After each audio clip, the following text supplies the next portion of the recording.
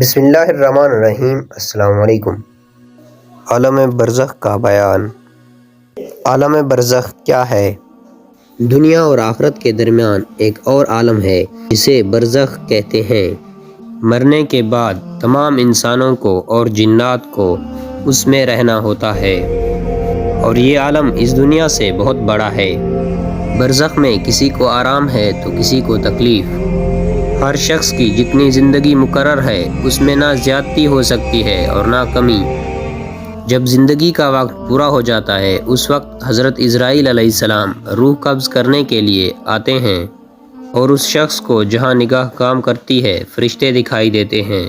مسلمان کے پاس رحمت کے فرشتے ہوتے ہیں اور کافر کے دائیں بائیں عذاب کے فرشتے ہوتے ہیں۔ اس وقت ہر شخص پر اسلام کی حقیقت آفتاب سے زیادہ روشن ہو جاتی ہے، مگر اس وقت کا ایمان لانا کسی کام کا نہیں، اس لیے کہ حکم ایمان بالغیب ہے، اور اب غیب نہ رہا بلکہ یہ چیزیں مشاہدہ ہو گئیں۔ مرنے کے بعد بھی روح کا تعلق بدن انسان کے ساتھ رہتا ہے، اگرچہ روح بدن سے جدا ہو گئی، مگر بدن پر جو گزرے گی روح اس سے ضرور آگاہ اور متاثر ہوگی، جس طرح دنیا میں ہوتی تھی بلکہ اس سے بھی زیادہ۔ مرنے کے بعد انسان کی روح حسب مرتبہ مختلف مقامات میں رہتی ہے، بعض کی قبر میں، بعض کی چاہے زمزم شریف میں، بعض کی زمین اور آسمان کے درمیان، بعض کی پہلے دوسرے اور ساتویں تک، اور بعض کی روحیں زیر عرش قندیلوں، اور بعض کی اعلیٰ علائین میں۔ اپنے جسم سے ان کا تعلق بدستور برابر رہتا ہے۔ جو کوئی قبر پر آئے اسے دیکھتے پہچانتے اس کی بات سنتے ہیں، بلکہ روح کا دیکھنا قرب قبر ہی سے محسوس نہیں۔ کہتے ہیں کہ اس کی مثال ایسے ہی ہے کہ ایک پنچھی پنجرے میں قید تھا اور اس کو آزاد کر دیا گیا۔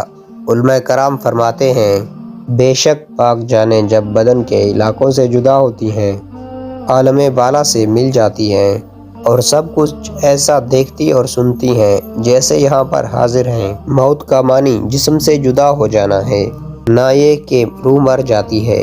جب مردے کو قبر میں دفن کرتے ہیں تو اس کو قبر دباتی ہے۔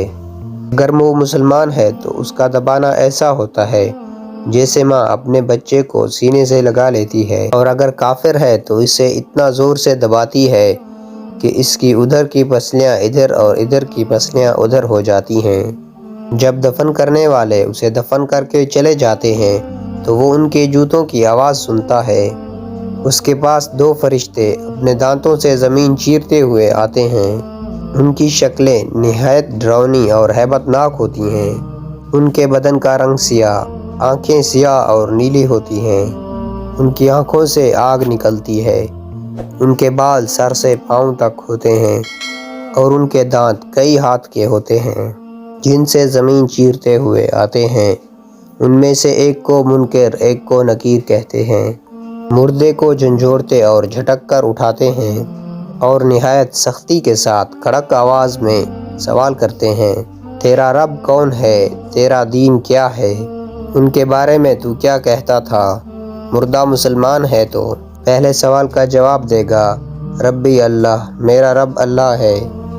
دوسرے سوال کا جواب دے گا، میرا دین اسلام ہے۔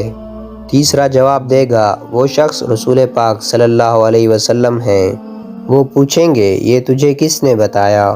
کہے گا، میں نے اللہ تعالیٰ کی کتاب پڑھی، اس پر ایمان لایا اور تصدیق کی۔ بعض روایتوں میں ہے کہ سوالوں کا جواب پا کر وہ کہیں گے کہ ہمیں معلوم تھا کہ تو یہی جواب دے گا۔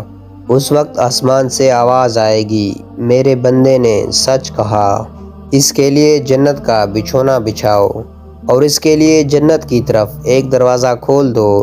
جنت کی نسیم اور خوشبو اس کے پاس آتی رہی، اور جہاں تک نگاہ پھیلے گی وہاں تک اس کی قبر کشادہ کر دی جائے گی، اور اس سے کہا جائے گا، تم سو جاؤ جیسے دلہا سوتا ہے۔ وہ قیامت تک سوتا رہے گا، اور قیامت کے دن اسے اٹھا لیا جائے گا۔ اس کی روح پرسکون ہوتی ہے، وہ چین میں ہوگا۔